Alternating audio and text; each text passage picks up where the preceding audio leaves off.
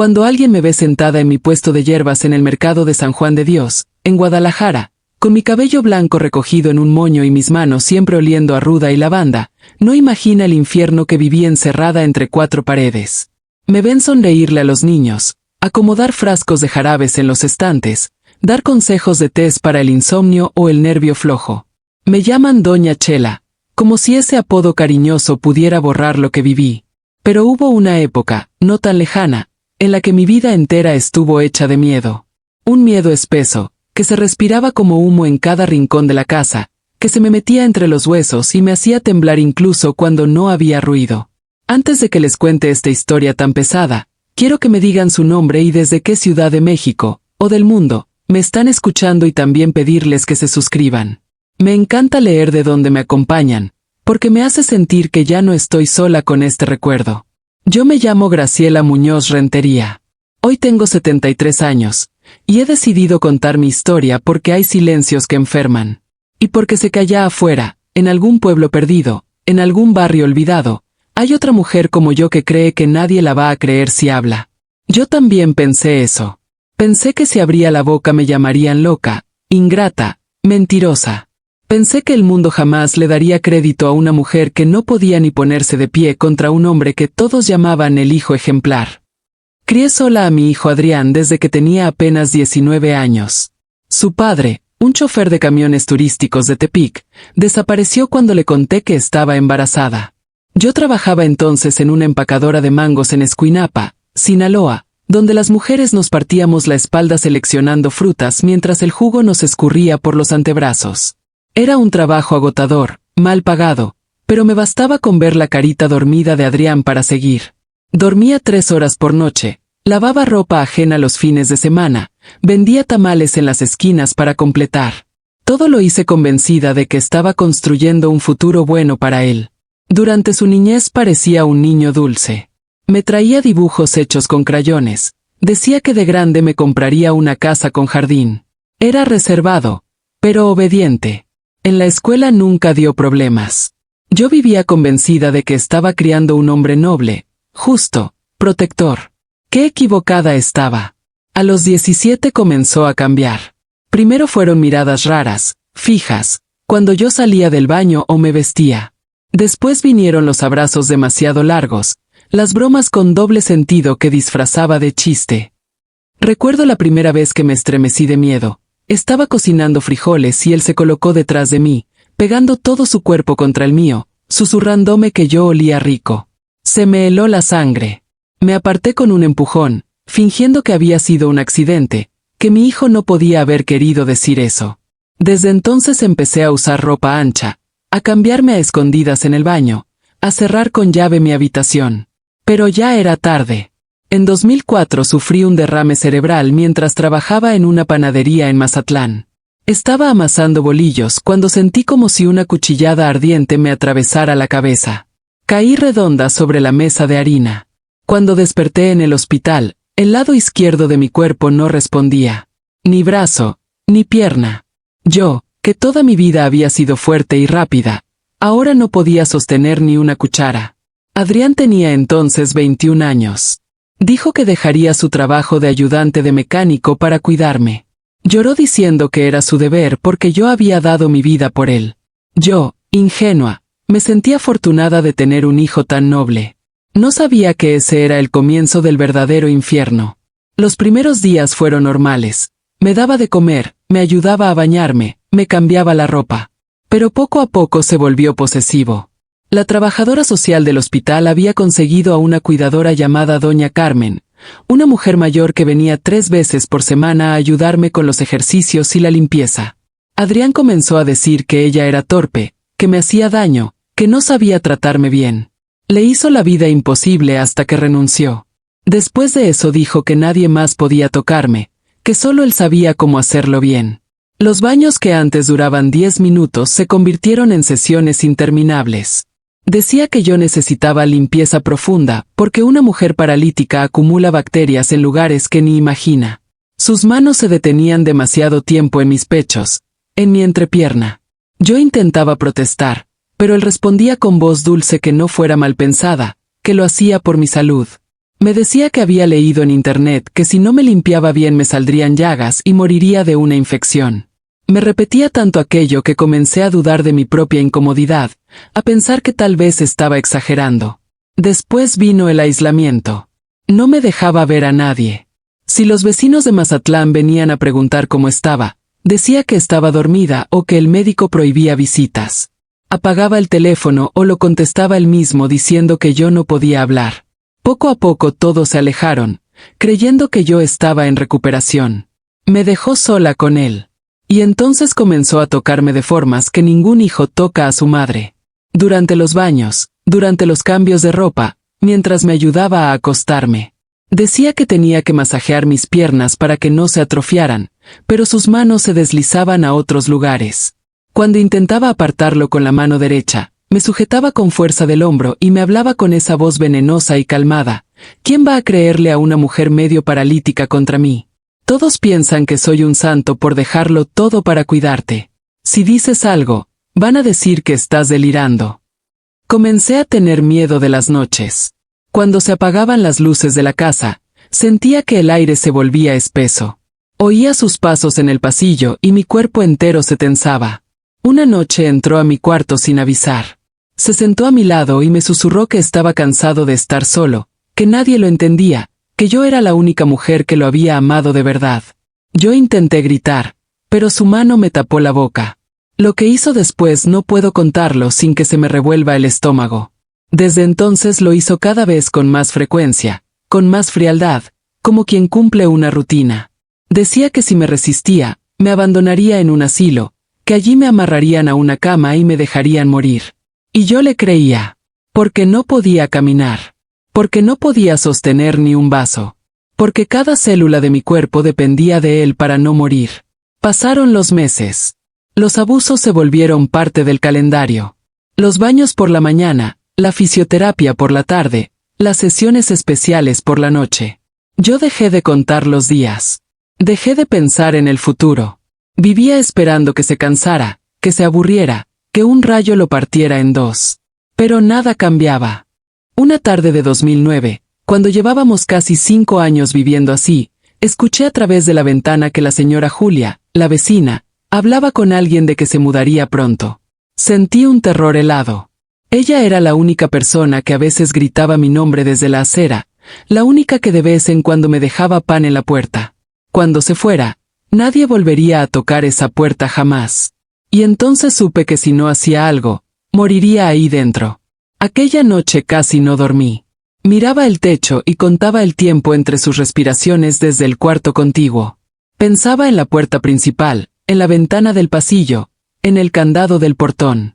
Él había cambiado las cerraduras y guardaba las llaves en el bolsillo de su pantalón como un carcelero disciplinado. Cuando me dio agua antes de dormir, supe que había mezclado alguna pastilla. Sentí la lengua pesada y la mirada borrosa. Aún así, me obligué a quedarme despierta, a esperar el momento en que el efecto bajara lo suficiente para poder pensar. A la mañana siguiente me tragué el miedo como quien se traga una espina de pescado y le pedí que me llevara al baño antes de que saliera a comprar tortillas. Él me acomodó en la silla de plástico de la regadera y abrió la llave como si estuviera preparando un ritual. Me habló de la humedad, de las bacterias, de lo frágil que era mi piel. Yo respiré hondo y fingí calma. Cuando terminó, me vistió, me dejó en la cama y anunció que iría a la tortillería de la esquina. No tardó, dijo. Aquello era raro. Últimamente compraba por teléfono y le llevaban a domicilio para no dejarme sola. Esa grieta mínima me encendió una idea. En cuanto cerró la puerta me deslicé lentamente hacia el borde de la cama. El cuerpo me dolía como si hubiera dormido sobre piedras. Arrastré la pierna derecha hasta tocar el piso con la planta del pie. El brazo izquierdo seguía muerto, pero con el derecho me apoyé en la cabecera. La silla de ruedas estaba a 1 metro. 1 metro puede ser el tamaño de un océano cuando el cuerpo se niega a obedecer.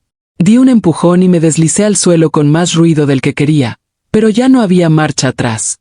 Luché con la silla, la giré poco a poco, me subí a ella como quien sube a un bote que hace agua. Temblaba. Me costó 3 intentos abrir la puerta del cuarto. Avancé por el pasillo como una sombra, sin respirar, sabiendo que si me escuchaba de vuelta no tendría cómo explicar por qué me había movido. Llegué a la cocina. Sobre la mesa estaba el teléfono inalámbrico. Intenté agarrarlo, pero resbaló. La batería se desprendió y cayó rodando bajo la estufa. Me odié por mis dedos torpes. Aparté la silla, me incliné lo suficiente para meter la mano derecha por el hueco y, a ciegas, busqué el rectángulo de plástico. Toqué algo tibio, una cucaracha que salió corriendo. Aguanté el grito. Por fin atrapé la batería. Con las manos temblorosas la encajé en su lugar. La pantalla parpadeó. Marqué un número que me sabía de memoria, la farmacia de la esquina, la que a veces nos fiaba. Cuando contestaron, solo pude decir una palabra: auxilio. La señorita del mostrador reconoció mi voz. Colgó sin hacer preguntas. Oí, desde la calle, el timbre del repartidor encendiendo la motoneta. Adrián llegó antes que el repartidor. Abrió la puerta de golpe. Me encontró en la cocina con el teléfono pegado al pecho. No sé si fue la expresión de mi cara o la silla en un lugar donde no debía estar, pero su rostro cambió. Me arrancó el aparato, lo estrelló contra el piso y empezó a gritar como si yo hubiera incendiado la casa. Dijo que me estaba volviendo loca, que lo quería hundir, que cómo me atrevía. Yo lloré sin sonido. Luego se acercó con esa calma que me helaba la sangre y me habló despacio, como quien explica a un perro lo que no debe hacer.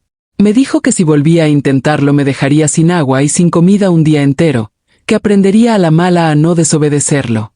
Me empujó de vuelta al cuarto. El repartidor llegó 5 minutos después. Tocó. Adrián no abrió. Tocó otra vez, más fuerte. Desde la cama, hice un ruido con los dedos contra la madera, un golpe corto, otro largo, 3 cortos. No tenía un plan concreto, solo la necesidad de producir cualquier señal.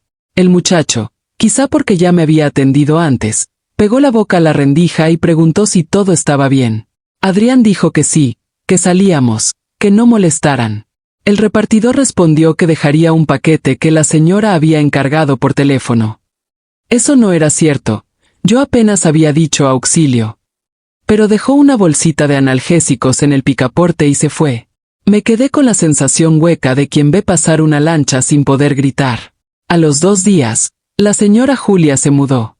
Vi por la ventana cómo subían cajas a una camioneta vieja.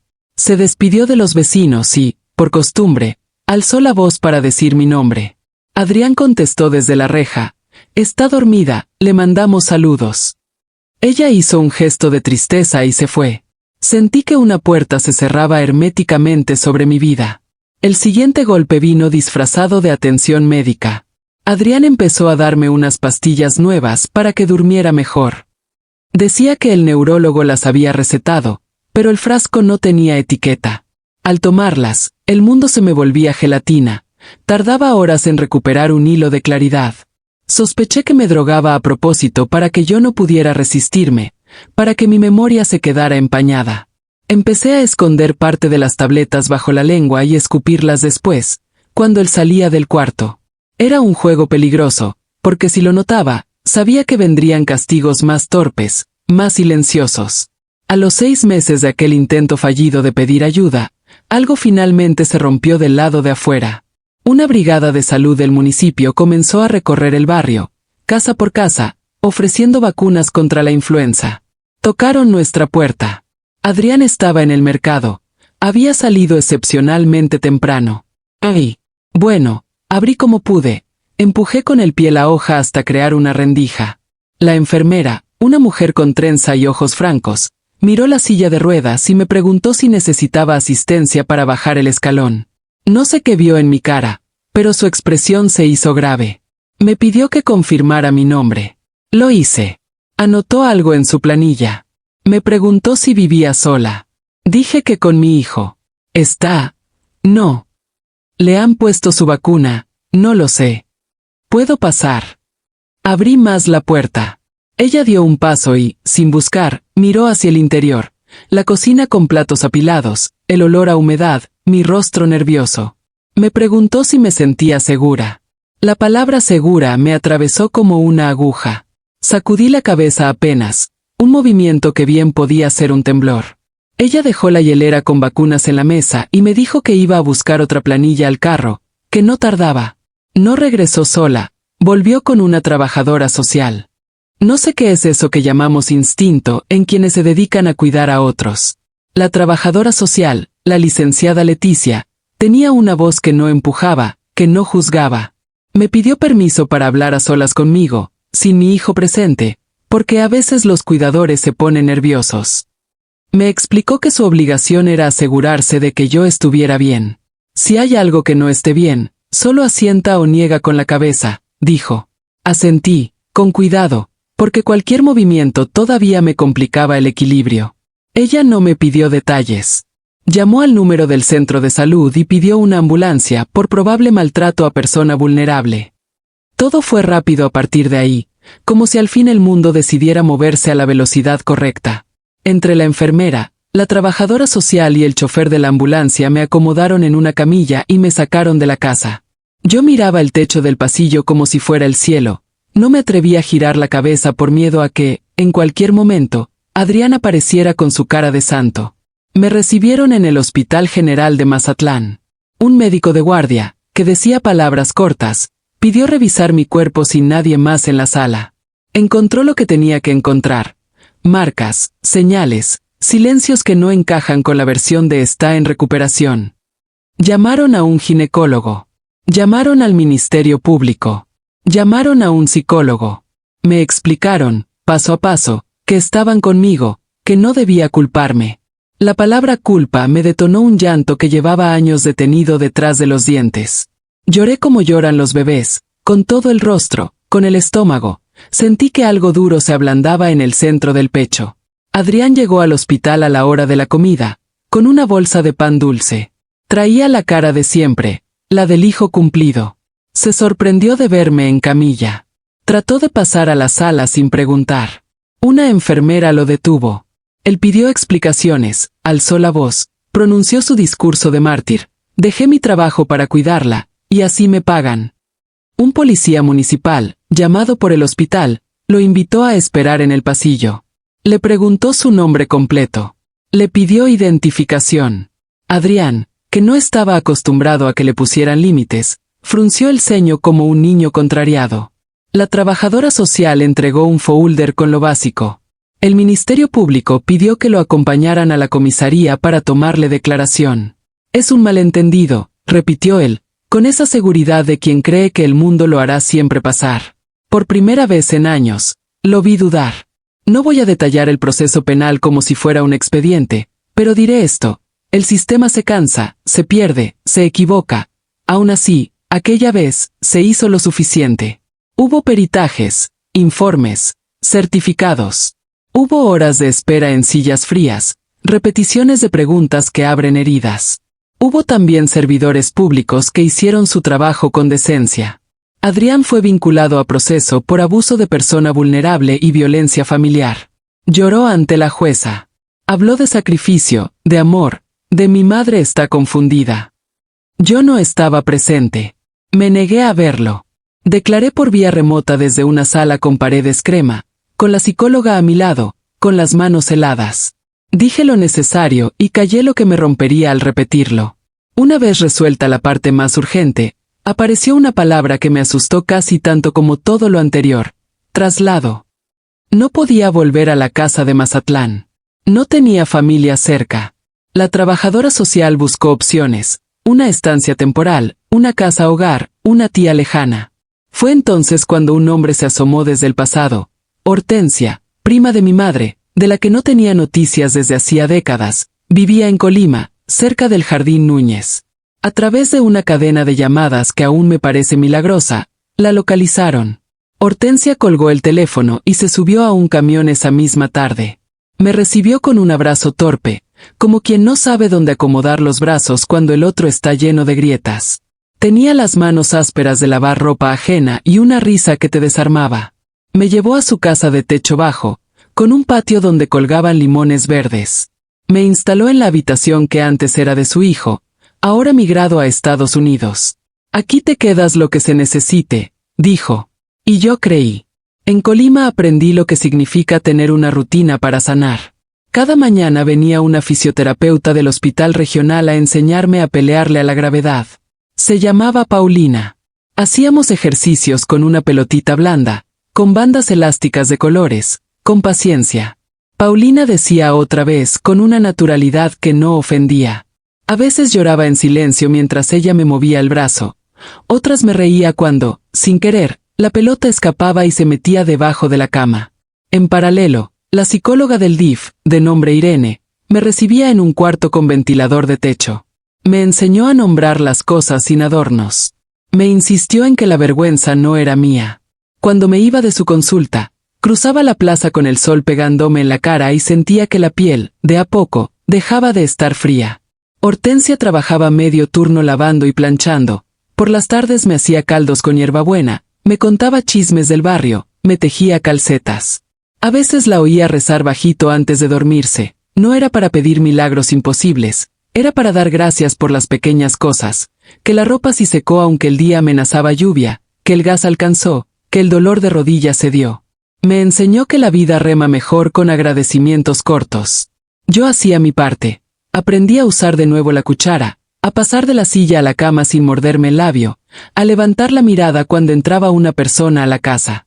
Las primeras risas me estaban dadas como si fueran cosas ajenas, después fueron mías. El juicio avanzaba en otra ciudad, con personas que no conocía leyendo papeles donde yo era una cifra, un nombre, un diagnóstico. Me protegieron de la mayoría de las audiencias, pero un día me pidieron estar. Harían la lectura de sentencia. No quise ir. Irene me explicó que no era necesario, que el cierre no ocurre en los juzgados. Esa tarde, en lugar de escuchar un fallo, me senté en el patio de Hortensia a recortar hojas de sábila para preparar una pomada que me había enseñado Paulina para los músculos cansados. Cuando colgué las tiras a secar, me sentí, por primera vez, útil en algo más que sobrevivir. A Adrián le dictaron prisión. No por tanto tiempo como hubiera querido el dolor, pero sí lo suficiente para que mi vida pudiera rehacerse sin su sombra inmediata. No hubo aplausos, no hubo catarsis. Solo un monto exacto en años y meses, y la certeza práctica de que no volvería a cruzar tierra con él por un rato. Con el brazo algo más obediente y la pierna menos de piedra, me atreví a pensar en cómo sostenerme cuando la ayuda de Hortensia no alcanzara. Fue ella quien sugirió que reforzara lo que siempre se me había dado sin escuela: curiosear plantas, recordar remedios de abuela, oler la tierra y adivinarle los usos. En Colima conocimos a don Leandro, un señor que vendía plantas aromáticas en el mercado de lunes. Él me enseñó a distinguir el toronjil del falso toronjil, a secar la bugambilia sin que pierda color, a preparar una tintura sencilla con alcohol de caña.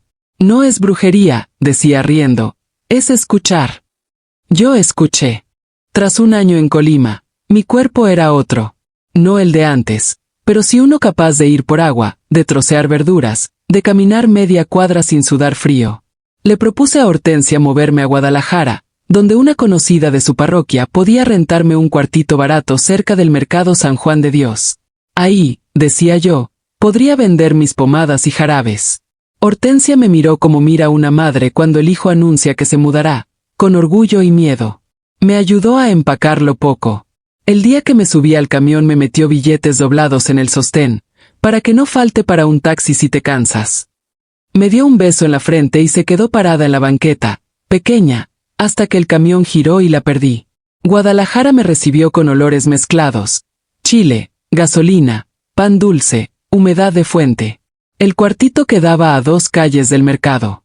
La primera noche me dormí sobre un colchón duro con la ventana abierta, oyendo los ruidos de la ciudad como si fueran olas que van y vienen.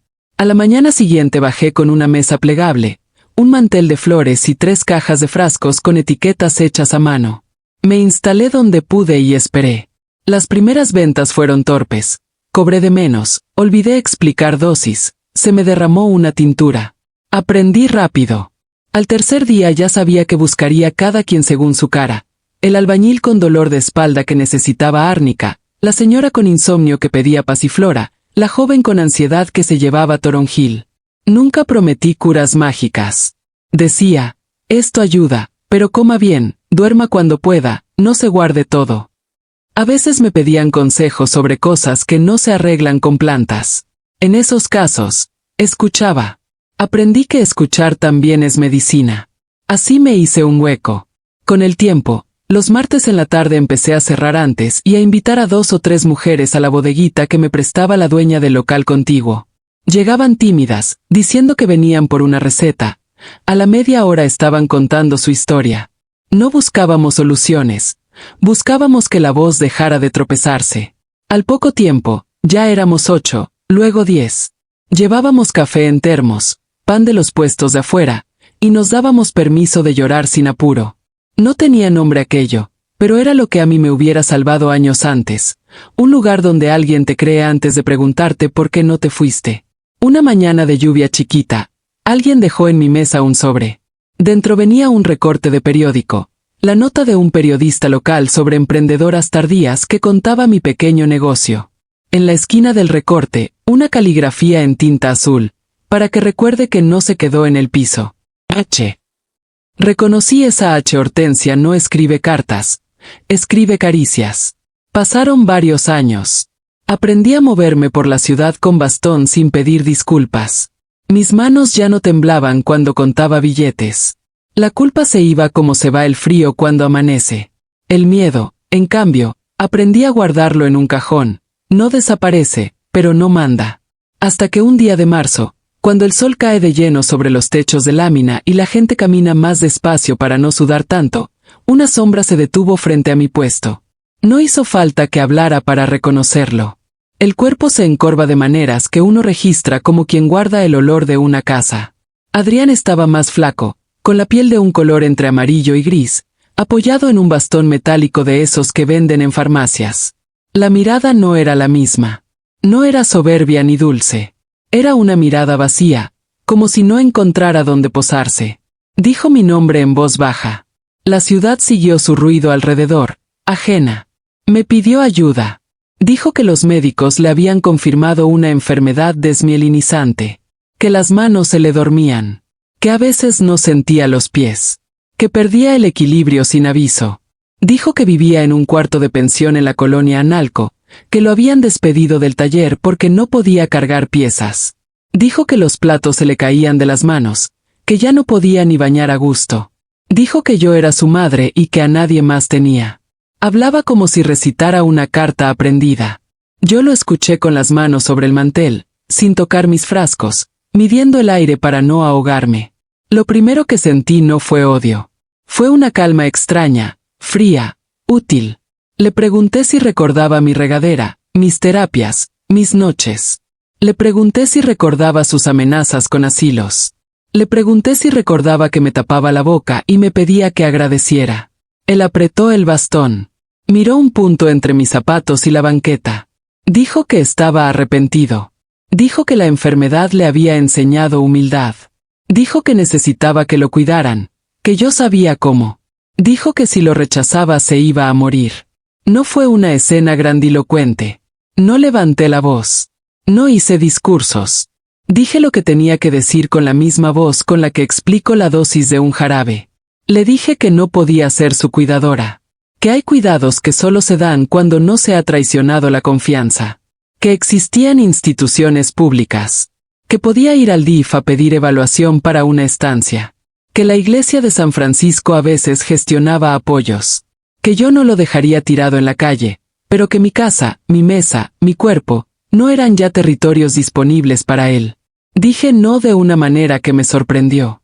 Descubrí que el no también puede ser una medicina. Se fue despacio, sin hacer escena. Yo respiré. Cerré el puesto antes de tiempo.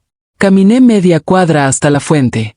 Me senté y me puse a ver cómo un niño perseguía a una paloma con un trozo de pan. Me dejé estar ahí hasta que el sol bajó un poco.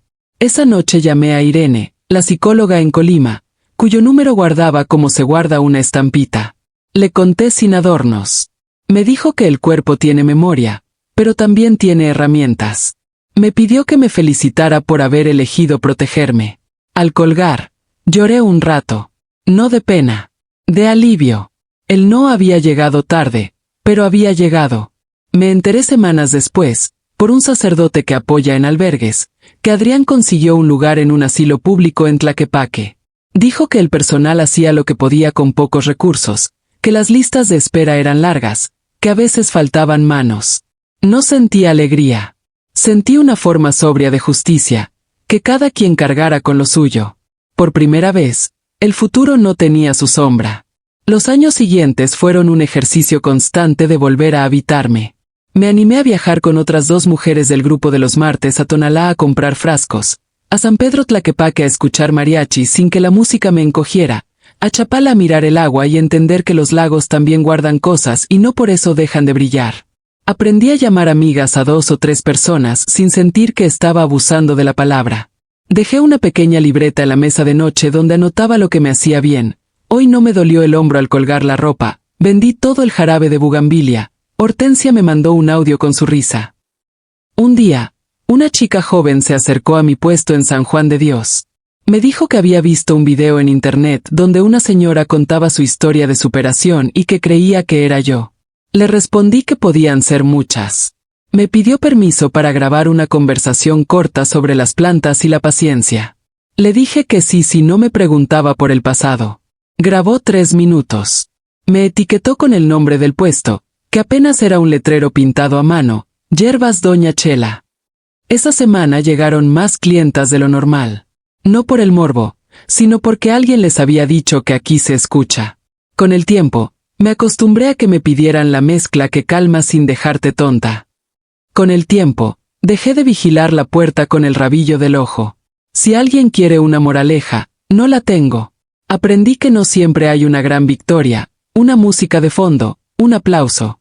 A veces lo que hay es levantarse, barrer, hervir agua, envasar, tomar el camión, escuchar a la gente, volver a casa, quitarse los zapatos, llamar a Hortensia para reírse de una tontería. A veces lo que hay es saber decir no y sostenerlo. Y eso basta. Un martes, en la bodeguita, la más joven del grupo, apenas 22, dijo que tenía miedo de denunciar porque su familia le diría que está inventando. Nadie la interrumpió.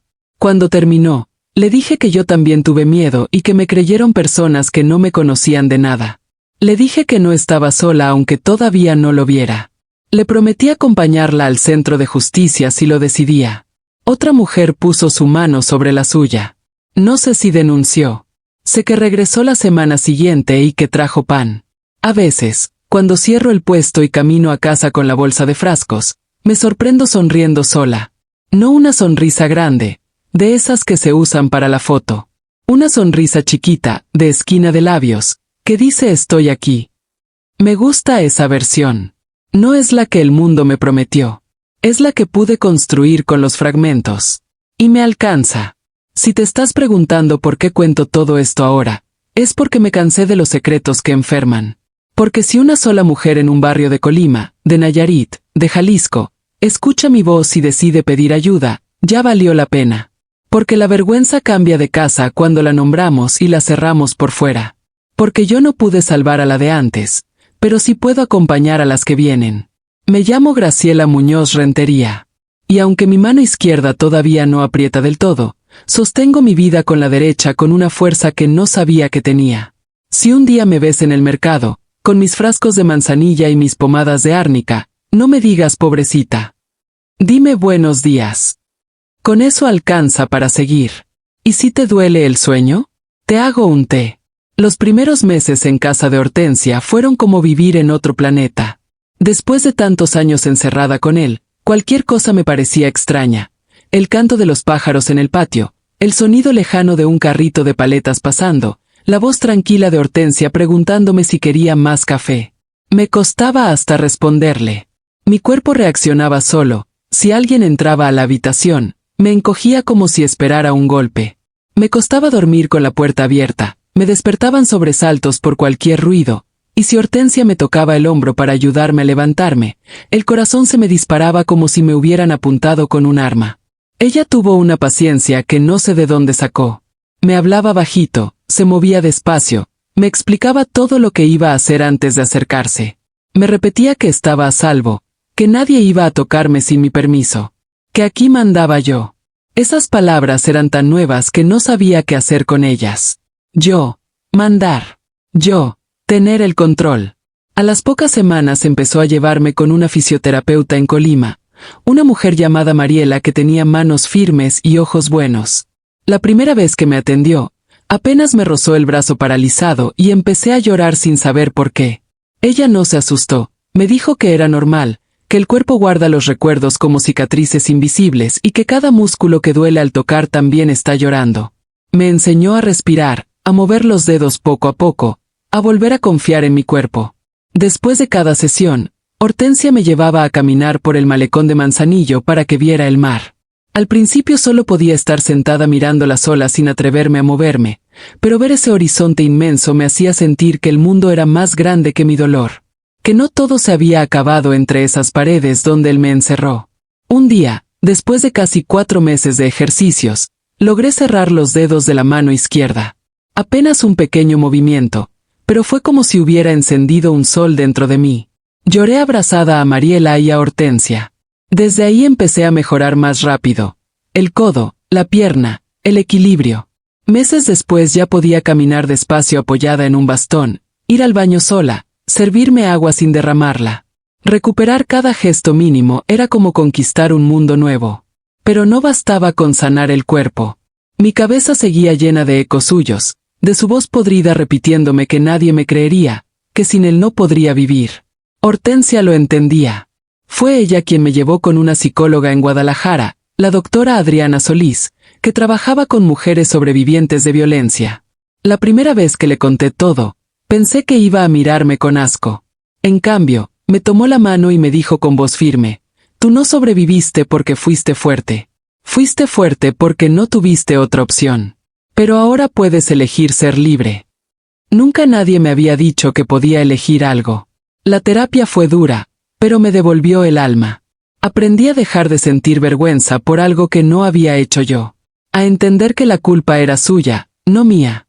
Que lo que me pasó no fue amor, ni cuidado, ni locura temporal. Fue abuso, fue violencia sexual, fue tortura emocional sistemática. Aprendí a mirar mi cuerpo sin odio. A volver a tocarme sin asco.